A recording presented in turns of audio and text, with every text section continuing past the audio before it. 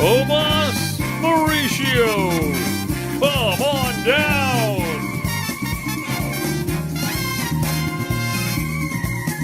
Tyler Kistner. Come on down. David Romero. Come on down.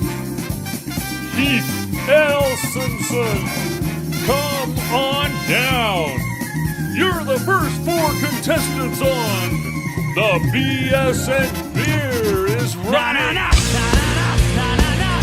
Hey, gotta love that podcast show. Hey, yeah, I love that podcast show.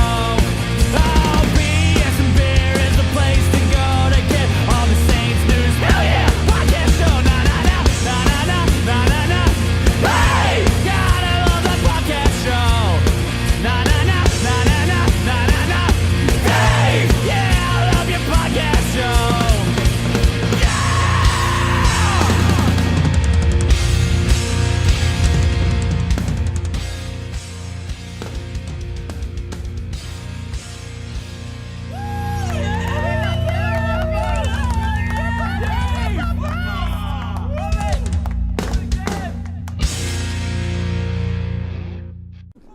There it is. Welcome in another week, another edition. It's the BS and Beer podcast crew recording live from the SEC Sports Pub with me. To my right, Heath and to my left, Tomas Mauricio. On the board, Tyler Kistner. I'm Dave Romero, and I'm your host. And for the next 2 hours, we'll be talking more Saints and useless information than anyone needs to know about. So grab a drink, sit back, relax, because from Ruston to Monroe, Farmerville to Jonesboro, we're going to be doing the SEC Pub and Sports Talk 97.7 BS and Beer style. Gentlemen, we're going to take a minute just to get the show off right. We're going to take a minute and just discuss all the good things that went on in the game. All right, so now we're going to talk. Look, we got an action-packed show for you today. I mean, nonstop excitement, enthusiasm, positivity. Yeah. I mean, I got to tell you, we got John Hendricks going to come in and visit with us a little bit later, going to give us his insight. Of course, we're going to have the first good, the bad. We're going to have the bad, and the ugly. Yeah. All right. Uglier. Yep. Ugliest. We got a special Tomat rant for you. I mean, I don't even have to know. He doesn't tell us what he's going to do. He just does it. Yeah. I already know That's the best way to do it. I know it's going to be Keep it good. in suspense. Yeah. Then we'll also have an NFC South report. Listen, there are some guys from some teams that are going to challenge. Lost some very important players, so we're going to talk a little bit about that. You know, we're just going to tease you a little bit. We're not going to give you the whole thing. We also going to do a little injury report. Luckily, that's going to be a pretty short segment as well. Yep. So, I mean, listen, things didn't go the way we expected them to. And I'm going to even take that to the next level as a guy who pretty much lives my life for Saints football. And I need to find another hobby. I really do. Yeah. What went through my mind was not just the disappointment of how that game went, but I'm sitting there thinking about the whole season. I'm like, what am I going to do now? Yeah. What am I going to do now? I know. Like the aliens thing? Oh, that's just great, man. It's just great. Yeah, well, I mean, seriously, though. I mean, when the Saints tank, I mean, like those 7 and 9 seasons, I mean, talk about 3 of the longest years of my life or whatever. I mean, it's like, what do you do? I mean, I got to start following baseball or something, right? Yeah. Oh, what is it, the something. baby cakes? No, man. No, the they're baby gone. cakes are gone, Yeah. too. Tomas, It's a rough tell life, us, bro. I know you're going to find some positive in all this. Help us out, brother. Help us out. Positives? Well, I'm positive that I didn't miss anything by not watching it a second or third time. Right. I'm pretty positive about that. Yeah. I'm pretty positive that I'm not the only one who feels the way that he feels at this point, and especially directly after the game. I'm pretty positive that I wasn't the only one who was willing to string up a couple of people after the game. Yeah. I'm just positives. I got lots of positives. I have another positive. So last night we all got together. We went over and watched some Monday Night Football. Yes, we did. With our friend Gary, That's who you correct. probably hear us talking about quite a bit, and he is as big a Lions fan as Yes, we he are is. Saints fans. Yep. Yeah. And I mean, I felt worse for him I did, yeah. They took some of the pain away because it was like, Yeah. oh, man. And he's not the guy to be trifled with. You you don't want to be over there like giving him the elbow and jabbing No, him. no, Like, no. He I mean, he's very dead serious. passionate. No, Yeah. he's Yeah. very Very serious. I mean, I could see him like get out of my house. I mean, But it was ser- funny. Yeah. be serious about it. Yeah. It was funny to hear him say things that we were just saying the day before about our Oh, team. and I Yeah. pointed that out. I Yeah. said, "Man, you know, it's not just you." No. But he did send us a video of him burning some Lions stuff today. Listen, I haven't Yeah. burned anything yet. No. And look, I'm still optimistic. It's the first Now, game. I did put my jersey to wash because I'm not going to wear that black jersey again without washing all the the funk the off of the it. loss off of That's it. right. And I had to get redo the voodoo Hold on on now. it. So- You can't say that on the radio. Interesting. Oh, funk. I'm sorry. I thought you said something else. Interesting. The Saints have now dropped their last 5 season openers. Yep. Yeah. Last 5. And actually, 6 out of the last 7. I mean, this is Yeah. now. Well, I thought it was preseason still. You know what? I think the Saints thought it was still. Well, I'm going to that tell one. you what. I complained about it all through the preseason. From a defensive standpoint, starters, it looked just like the preseason. I would say so. All I right. would say so. Well, listen. Let's get this show started, All right, go ahead. and then we'll come back. Durant's again. coming, so go ahead. And I There's plenty of ranting today. He's fired up. Space. Corporation Incorporated, a limited liability corporation. All right, listen. We need to do a little house cleaning. You know, that's how we do. We got to talk about the Pick'em League. Let's get some names out there, Tomas, of the people. All right, who, first week of the Pick'em League. We have some good play here. On the leaderboard, we have St. Craft Toots. Toots. He got 12. 12 and 3. Pretty good.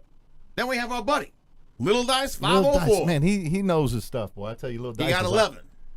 Tied in second place with Lloyd Boudreaux. Boudreaux. Both got 11. All these are familiar names. We have Yeah. more people in the league than we had like 78, I think, last year. I think And we have now we have 100. 94. Yeah, 94? 94. 94. All right. There you go. Speed Bump McGee, Debut, Javelin, Doing the butt. Oh. 12 and a half PSI, Success. Cable Tonka, Guatemala Miles Pigs. Nice way to gloss over that. That's like when Kakaha joined the team. Guatemala. There you go. Picks. Bill Gluckman, Rookie Smith, 1,000 yards. Oh, wait, sorry. So Bill Luckman are 10. Then after that, Rookie Smith, so forth, 999. In the 9 group, though, we had our leader. Wait, hold up, wait. Let's go. Breaking news from the BS and Beer News BSNB Desk. Hey! with 9. All right. All right. Woo! And then Dave and I are tied at 8. So there Hey, you know go. what? That's the highest I've been in a long time. Right. Well, we just started. Yeah, I know, Give us right? some time. Hey, give us some time. I'll fade back I don't into think the I pack. got 9 all last season. I really, Really? don't. No. No. Hey, I tell you what. We do have a bunch of hotline calls. Oh, hotline. But now What's he- that number, Dave? Well, that's 701-901-1295. Matter of fact, you got one while we were still sitting there watching the end of the Saints Yeah, game. I'm a little nervous. I haven't screened them yet. I'm a little nervous because we were still watching the game, and I'm like showing Tomas because I get email notifications on my phone when we get a hotline call, and it's like my phone's like, brr, brr, brr. I'm like, I bet you none of these are gonna make it to the air. They'll none of them There'll be make too it. many. To the Boop, air. boop, boop, Yeah, boop. yeah. It's just gonna be a constant sound. So another thing for those of you who want to watch the VCast, because quite frankly, a lot of people listen to the podcast. Apparently, You're we missing have out we because- have faces for radio because man, we do No, not. no, no. Well, speak for Tomas yourself. Tomas is really hurting us. Okay. Well, I'm just going to say to you, look, you're really missing out because you hear our voices and you kind of get with it and everything. But if you watch our expressions Oh yeah, no, and no. our hand gestures, yeah, the hand gestures, you know, gang you really, signs. you really catch on to stuff because we don't do that W thing, and we don't do that. It's called nonverbal communication. Like That's you, right. you see Drew Brees do it with his best That's receivers. right. Whenever you see that kind of thing going on, you see if you were watching it, Yeah. you would have seen that just You know, now. and the thing is, that's how we get a lot of stuff done. You know, like all the technical stuff that goes on behind the scenes, you got to see it That's in right. the VCast. That's Yeah. right. So tell your friends. Tell your it's friends. time to get on board with the real VCast, man. Right. Come on, get Hey, on with it. also, while we at it, We want to hit at least 100 by next week. next week. The Well, next you know what? game, No, the Cleveland game, let's shoot up from, what do we have now, 7? from 7 to 100. No, I think I don't think it's that we're bad. pushing like Now, 30. wait a second. One of those is Yeah. me. No, like- so, okay, one of those is my wife. I mean, well, hold on. We're losing right. numbers. Sometimes we have like 120, and then sometimes we have like 10. Yeah. Anyway, hey, we got tons of Saints talk all for 2 hours. Don't go anywhere. We'll be right back. 97.7 in the BS and Beer podcast. We'll be right back. All right. Turn off the video. Oh, good call.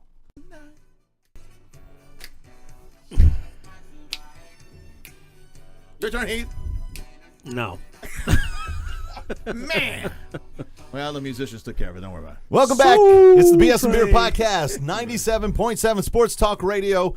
Listen, wall-to-wall Saints talk. Where are we going to start off? Tomas has been trying. He's been trying to get me to let him tell this joke. I'm a little nervous. I'm nervous too. Now, I don't know if it really, you know. Is the joke? He said it's a good joke. It's a good joke. It's a good joke. All right, You let's ready hear for it. the Let's joke? hear it. All right, because you know, my friends, look, we're all down and depressed after this game. It's only the first game. I don't want you to think that you're throwing a towel for the season, you know? Now, if we're 1-5 at the break, it's a different story, okay? And then I'll have some really rude jokes. But here's a nice little joke for you to just, have a little giggle, right? Take the edge off. There you go. All right. So this young woman gets a phone call, and she's told, hey, you know what? I don't know if you heard or not, but your grandfather just passed away. She goes, oh, I can't believe that. So she gets in her car and drives to the next town over where her grandparents live, and there's her grandmother, and she says, well, grandmother, I just heard that grandfather passed away. She goes, yeah, honey, that's it. And she says, well, where were you? What were you doing? She says, well, we were making love. And she says, making love? You're 90 years old. What are you talking about? That right there would kill you. She goes, oh, no. We'd figured it out. We'd listen to the bells from the church, and that would make it a beautiful rhythm. And, your grandfather and I would just go with the bells of the church. It was fantastic. And the young lady looks around and goes, well, then what happened? She goes, well, he'd still be alive if it wouldn't have been for that ice cream truck passing by. All right. Ding, ding, ding, ding, ding, All ding, right, ding, wait, ding, hold ding. up, Okay, dude. there we go. All right, well, okay. I don't know. We could have done without that one, but I'm trying to treat people. It was a clean joke. I know. But it reminded me of an actual good joke I'll tell in the next segment. Okay. All right. All right. Hey, well, I'll tell you It's not what. about the penguin, is it? It's time for the first good, bad, and ugly All right. of the season. All right. You ready for this? Yes, go ahead. All right, let's do it. Man's got to do something for a living these days. Dying ain't much of a living, boy. It's time for good and the bad and the ugly. That sounded like Tomas after the game. Yeah. All right. Well, it was a little high. That's all right. All right. Heath, let's start off. Of course, we got to start off with the good. So, why don't you give us your good, what you thought was maybe the best part of the game? Yeah. You know what? I'm going to go with Michael Thomas. Okay. Yeah. He's a beast. He's a beast, Yana. He's a beast. Okay, Yeah. get that. All right. Where's there it the is. special effects guy? I'm a beast, Your Honor. Okay? I'm a beast. That's what I do. All right. He's definitely a beast. This guy is a bona fide budding superstar in this league at wide receiver. And, set a record, right? 16 receptions in a game for the Saints. Yep. 180 yards, was it? Something like that, Something yeah. ridiculous. Touchdown. Now, all right, so he did have the fumble. This is Well, I was going to help you out with that yeah. part. But go ahead. Well, go ahead. Well, Tell us about it. Here's the thing. On the negative side of it, and I saw comments that said that Michael Thomas, matter of fact, maybe even this room, somebody made a comment, that was the third fumble that he's had. The problem is he had 2 in one game, maybe in his rookie year, where he's sitting there over the middle of the field, catches the ball, and is trying to fight for yardage he shouldn't have. And it was kind of the same situation where I got frustrated with him because, like, you just can't run in the middle of the field and stop and cut and then juke and think that there's not going to be a defender coming up behind you. And that's the easiest way to knock it out. But listen, I don't want to take anything away from the game that he had, because one of the arguments I'm going to make, and I guess I'll start it now, is for those who are criticizing the offense, at the end of the day, you can nitpick. There were mistakes made. But when you score 40 points, Yeah. you just cannot expect. Basically, you're asking the offense to play perfect football. You're saying, man, if he wouldn't have had that fumble, Right. and if we'd have converted that third down, and if we wouldn't have had those 2 3 and outs, Yeah. Oh, okay. So what you're saying is if they would have played perfect football, Right. you just can't expect that. All of them added together doesn't outdo if the defense hadn't given up 48 points. Yeah, So absolutely. there you go. All right, well, so my good, to go on with the good, talk about a perfect game almost. My good is Drew Brees. I mean, isn't he always at the top of the list of that? Yeah. You know, here's Drew Brees, the stats, 37 of 45 for 439 yards, 3 TDs, no interceptions. Yeah. Now, for all those people who said, well, you know, Drew Brees is washed up. He's no good. We shouldn't re-sign him at all. Yeah, he's past his prime. He throws duck balls. I don't know what you people were watching. Yeah. But I'm watching that game, and I kept thinking to myself, as much as we're stinking up this joint on defense, we still got a chance to win. How many guys can throw 45 passes in a game where you have to pass because you're down?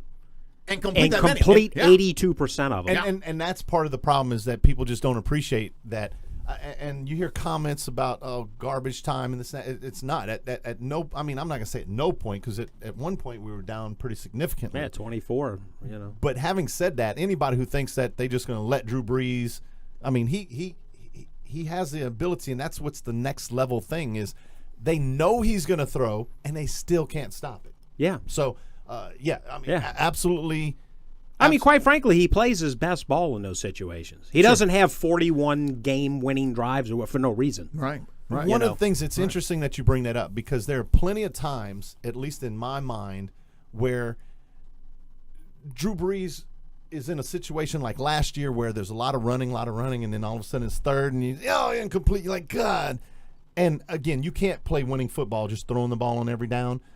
But he's like a shooter that's in a rhythm, and as long as you just feed him the rock, he keeps shooting it. Then you take the same player and you say, man, no shots for you until the fourth quarter, and I'm going to hand it to you for the game winner or pass it to you for the game winner. Yeah. And they don't hit it. Yeah. It's just that once he gets in that rhythm, he's unstoppable. And the other thing I wanted to say was for all the haters out there who constantly talking about like Aaron Rodgers. Okay, Green Bay won the game last night, and here's how they won the game. Aaron Rodgers threw the ball 7 yards, and the receiver caught it and then ran for another 70. Yeah. So when they talk about Drew Brees, well, you know, all he does is dink and dunk and throws it for 5 and makes 30 out of that. Well, yeah, but so does everybody else. Yeah. You know, so to me, When Drew Brees does it, he's washed up. He dinks and dunks. When exactly. Aaron Rodgers does he's it, not an the greatest MVP. quarterback He's not in a Hall of history. Famer. But Aaron Rodgers is always okay. You know. Yeah. So all I want to say is for all the haters and all the non-believers, look, it's still about Drew Brees. As long as we have Drew Brees, no matter what the score is going into the fourth quarter, we still have a chance. Well, okay. Speaking of that, though, here's something interesting. We know as long as we have Drew Brees. So the first touchdown of the game, they take Drew Brees out of the game. That was an interesting call. And you know what? That got lost. That was, to me, it was like, wow. Well, and he missed it the first time. Yeah, it took somebody to say something before I realized. I'm like, holy man, they took Drew Brees out. He lined up at receiver. He went out to the outside. And Taysom Hill comes in and runs the Wildcat. Yeah. And I was like, did I miss what? I didn't even notice because I was just to think about it. But it got lost. I just thought about that now. It got lost in the fact that, you know, how the game went. But I guarantee you, next week's defense, Cleveland Browns aren't going to get lost with it. No, and that's the thing is they'll have to start preparing. And for somebody tweeted that out. Remember that option they tried to run with Drew Brees last year? Well, Right. Well, you know, of all his skills. Here it is with Of all his that's talents. not That's not one. one. That's just not one of them. Yeah. And you know, like you hear what was it? He beats Roddick in tennis, and you know, like Yeah, he's an yeah. athlete. He is An there's- athlete. He's an There athlete. is Beat a Roddick in difference. tennis. I mean, Yeah, you know, yeah. Well, come on, quit bragging about that. I mean, who can't beat Roddick in tennis? Especially now. You know? Yeah. But Drew Brees is an athlete. But let's not mistake. You know, to me, a good athlete is someone who has coordination, eye-hand coordination. Yeah. I know plenty of guys that are great baseball players. They got great eye-hand coordination, but they're not explosive athletes. So there's a difference between being an explosive athlete and being athletic. Well, and to me, an athlete is a guy who can transfer his skills across sports. True. So he can play at a good level in football and a good level in baseball and a good level in basketball because his skill sets transfer across. And that's a good athlete. Yeah. Right. And so I think that I really think that it's one of those things where Drew Brees, you don't want him running your option, but his athleticism in the pocket and all the things he does, you know, there's no separate. Yeah. But I will say, I don't know, it was quite a while back that when it first hit me, when I hear how good of an athlete, I expect him to run. But the first time I really saw him run, I was like, oh boy, he's not going very fast, is he? So I mean, you know, of all the gifts he has, All running he has to fast do is be not able one of to them. move in and out of the pocket just to give himself space and a line and side. the only running we need him to do is run to the ball after he completes the pass, just get back to the line and of he scrimmage. does it on his tippy toes. There you go. You know, that's pretty impressive. Rock calves. I know. He's got to have those calves, man. All right. What was your good? You left out Oh, your good. okay. So my good, I'm going to go with something that's a little unusual, and I want to preface it by saying this is based on expectations. Right. Marcus Davenport. What? I know, right? Davenport. Marcus Davenport caught all kind of crap, but he has I don't know he has how. a pass defense, which, if you remember, that's when they tried to throw like a pass out to the flats, one of those wide receiver screens or something. He damn near intercepts it. Yep. But the point is he gets up, he does it. There was another play that I'm just really amazed that didn't get more attention. He was playing right defensive end. They run the ball. They run the ball away from him to the offensive right, and he runs the alley, jumps over a couple of players who are laying down or on the ground effortlessly, and makes the tackle. Now, I don't believe it was a tackle for a loss, but it was right at the line of scrimmage, and I remember turning to you guys saying that was Davenport. Yeah. He also had a play where he hit the quarterback, and it was just, mind-numbing. It was called Some a penalty. of those calls were terrible. It was just called a penalty. And then he had another tackle. Well, they said that they have the new all-time high roughing the quarterback calls this last in the weekend. league in general? Yes. I this saw last an weekend. article written by one of the national guys that things are in an uproar about this. It was like 19. About the weight on the panel, the weight. Really? Well, put your okay, weight so on the like on quarterback. Yamada. So what? You Canadian? All right, hosers. I want all 12 of us fighting for every meter on all 3 downs. We're going to make this a Boxing Day the Prime Minister will never forget. I hope Onyemata stays on the team forever so that I can use that clip. Listen, he hits the quarterback and his weight falls on top of him. And Tomas, it's not a penalty. And I'm like, well, it's not. But having I'm sorry, said that, it's not. They were talking about it earlier. I was listening to national guys talking about it, and they kind of swayed me to think at some point you're right. You 300-something pounds, you make a tackle, and they expect you to somehow physics. Right. And kind of lift up off of him or something. I mean, if he picks them up that's the thing. This rule, I believe, was put into place for when they run, grab the quarterback, and body slam him. and pile drive him. and then purposely bring their feet up off the ground so when they land, they are completely 100% of their weight coming in. That's not what Onyemata did. No. Okay? That's not what he did. He's going forward. You hit the guy, you're both going to fall in that direction. The idea that he is supposed to somehow completely shift all his weight off to the side and all this crap, that's exactly what it is. It's crap. Yeah. I'm sorry, it's crap. So, but anyway, I thought that, again, I'd like to reiterate, if you're looking for the best players on the in the game, I would not say Marcus Davenport was that guy. But what I am saying is that for a guy where the expectations are so low and he's so raw and he's not going to be an impact, he's not. I thought he had impact plays in that game. Yeah. And if again, I didn't get the snap count, but it wasn't very high. I would guesstimate. No, I think he played 14. Yeah, I was going to say Something like 15. that. Yeah. So if in 14 snaps, he had at least 5 plays that he made. That is good football. Now, he had an even more ridiculous roughing the passer call.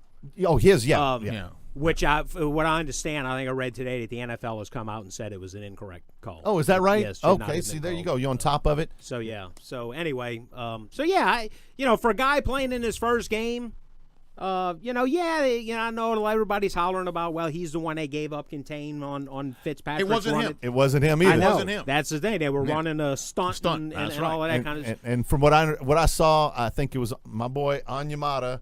You Canadian? Okay. Anyway, I wasn't gonna do it again. I'm not gonna do it again. Listen, he lost containment, so I'd have to go back and watch that play specifically. But at first, I thought it was Davenport who lost but it was containment. It not. wasn't. He did his job. He went to the inside.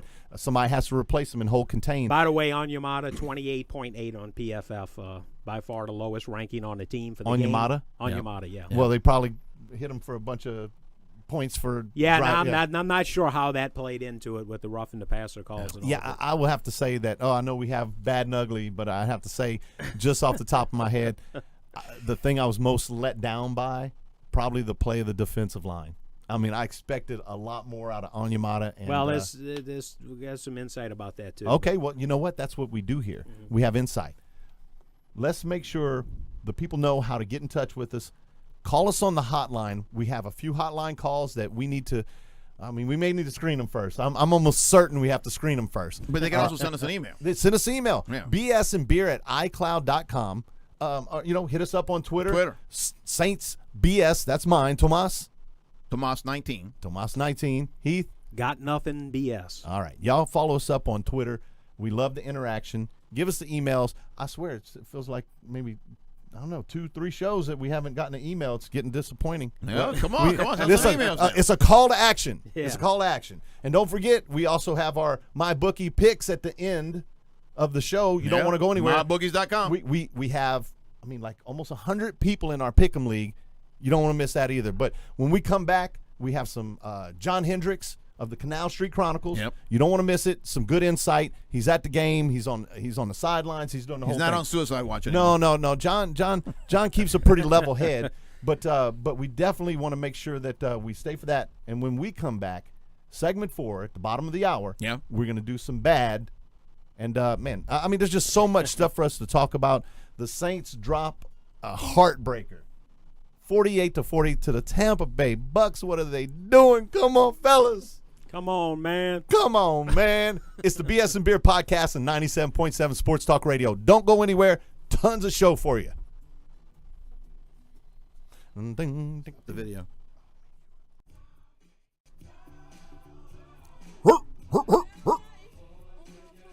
It's a beast. Welcome back. It's the BS and Beer Podcast crew. Dave Romero, Heath Elson-San, Tomas Mauricio. Looking something up. 97.7 Sports Talk Radio. Listen, the Saints drop a heartbreaker in embarrassing fashion, quite frankly, to the Bucks, 48-40. I don't know. There's talk about the offense, talk about the defense. Defense played poorly, but people still have some criticism for the offense.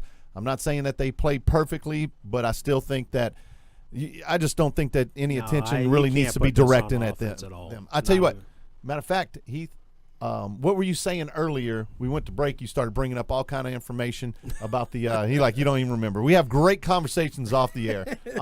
You were saying that the defensive line and how quickly the quarterback was getting the ball out. Why don't you share some of that? Yeah. So I was saying, I remember, I think it was in the game after the Saints that I was at some point, and the commentators in that game were saying that last year, the average time for a quarterback to get the ball out was 2.7 seconds. And they were giving credit to the quarterback in the game that was watching that he was getting the ball out in like 2.4 or 2.3. Okay. And then I see that a couple of the touchdown passes, at least one to Evans and one to Deshaun Jackson that Fitzpatrick had yesterday, was in one, I think, was 1.83 and the other one was 1.75. Wow. Okay. So part of the defensive line not doing a lot in the game was the fact that the ball was gone, and they're not going to get to the quarterback in 1.75 seconds. Yep. Okay.